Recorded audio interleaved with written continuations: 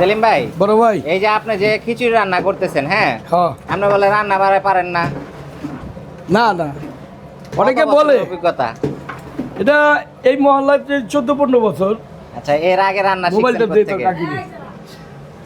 এর আগে লালবাগ ছিলাম, আচ্ছা, লালবাগ সুলতান বাবু ছিল, হেলপারি করছি।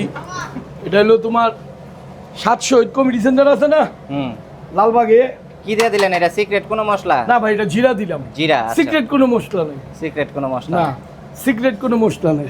আচ্ছা, তো সিক্রেট মশলা ওইটারে বলে 5-6 পদ মিলে বানায়, ওটা একটা সিক্রেট মশলা হয়। এগুলো লাগে না।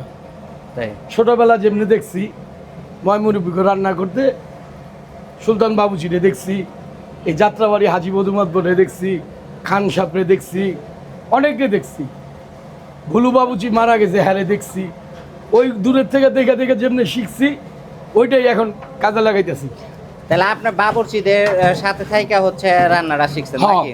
মেন কথা এটা, বাবুজিদের সাথে কাজও করছি, আমি হেল্পারই করছি। হেলপারই করছেন? হ্যাঁ তাহলে দর্শকরা যে প্রশ্নটা করে যে আপনি রান্না পারেন না, তার মানে রান্নার অভিজ্ঞতা আপনার আছে। হ্যাঁ, রান্নার অভিজ্ঞতা আল্লাহর রহমতে আছে। এটা অনেক বাচ্চারা বইলা ফেলায়, ওরা জানে না 20 টাকার খাবার আর 30 টাকার খাবারের স্বাদ আর কি দিমু ভাই।